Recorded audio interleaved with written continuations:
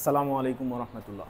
প্রিয় শিক্ষার্থী বন্ধুরা, আমরা আজকে ট্রান্সফরমেশন অফ সেন্টেন্স আমরা এই বিষয় নিয়ে আলোচনা করব।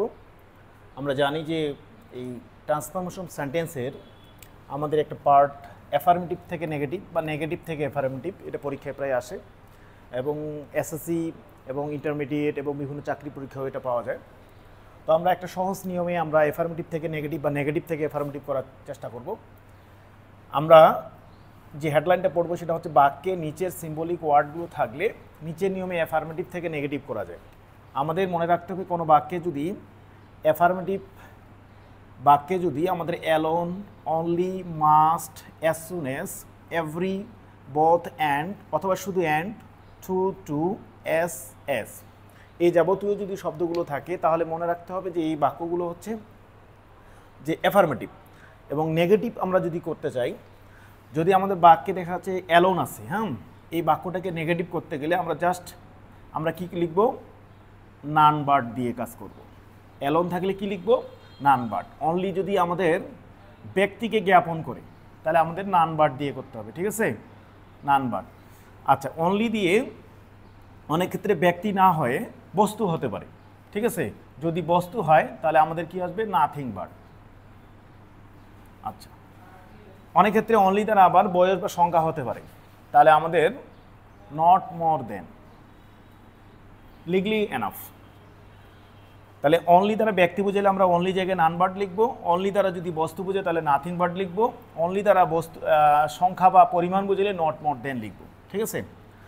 আবার যদি আমাদের অ্যাফার্মেটিভ বাক্যে যদি মাস থাকে তাহলে আমরা নেগেটিভ করতে গেলে ক্যান নট বার্ড লিখবো। Can not bird. আরেকটা নিয়মে করা যায় ক্যান নট হেল্প। তবে মনে রাখবেন ক্যান নট হেল্প দিয়ে করলে ভার্বের সঙ্গে আইএনজি করতে হবে। তাহলে মাস থাকলে ক্যান নট বার্ড তার জায়গায় লিখলেই হয়ে গেল। আর আমরা আরেক নিয়মে করতে পারি ক্যান নট হেল্প দিয়ে করলে ভার্বের সঙ্গে আইএনজি করলেই এনাফ হয়ে যায়, ঠিক আছে? এবার আসি অ্যাজ সুন এজ। আমরা অ্যাজ সুন এজ বাক্যটাকে নেগেটিভ কীভাবে করব? আমরা অ্যাজ সুন এজের জায়গায় নো সুনার হ্যাড দিয়ে করব, ঠিক আছে? No sooner had.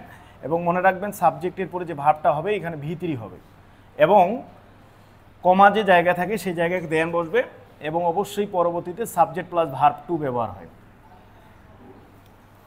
আচ্ছা, যদি আমাদের অ্যাফার্মেটিভ বাক্যে এভরি দিয়ে বাক্যটা থাকে তাহলে এভরি দিয়ে থাকলে মনে রাখবেন দেয়ার ইজ নো, ঠিক আছে? There is no. এবং এভরির পরে যে শব্দটা থাকে যেমন every mother, every boy, every girl, every student এরকম যদি থাকে তাহলে দেয়ার ইজ নো এর পরে ওই শব্দটা নিতে হবে। তারপরে সূত্র অনুযায়ী বার্ড লিখে এক্সটেনশন লিখতে হবে। আমাদের যদি কোনো সেন্টেন্সে বোথ এবং অ্যান্ড থাকে এবং নেগেটিভ করতে বলে আমরা মনে রাখবো যে বোথের জায়গায় আমরা নট অনলি লিখলেই হয়ে গেল, নট অনলি। আর দ্বিতীয় অ্যান্ডের জায়গায় আমরা কী লিখবো? But also. আবার অনেক ক্ষেত্রে শুধু অ্যান্ড দ্বারাও অ্যাফার্মেটিভ থেকে নেগেটিভ হতে পারে, তাহলে আমরা কি করব? নট অনলি এবং বাট অলসো দিয়ে করব। অ্যান্ডের আগে যে শব্দটা থাকে তার পূর্বে আমরা নট অনলি এবং অ্যান্ডের জায়গায় বাট অলসো লিখব। এবার আসি টু এবং টু, এটাও আমরা অ্যাফার্মেটিভ ধরে থাকি। তো আমরা যখন নেগেটিভ করব আমরা টু এর জায়গায় কী লিখব? সো। এবং এই টু এর জায়গায় কী লিখব? ড্যাট। এর পরবর্তী একটা স্ট্রাকচারে ব্যবহার করতে হয় সাবজেক্ট প্লাস ক্যান অথবা কুড প্লাস নট প্লাস হচ্ছে ভি1, ঠিক আছে? আচ্ছা, এবার আসি এস এবং এস। এই যাবতীয় বাক্যটাও আমরা অ্যাফার্মেটিভ ধরি এবং এটাকে নেগেটিভ করতে গেলে প্রথমে এসের জায়গায় আমরা কী লিখব? নো লেস, অথবা বিকল্প হিসেবে নট লেসও লেখা যায়। আর দ্বিতীয় এসের জায়গায় আমরা কী লিখব? দেয়ার লিখব। এভাবেই আমরা অ্যাফার্মেটিভ থেকে নেগেটিভ করতে পারবো। ওকে, ধন্যবাদ সবাইকে।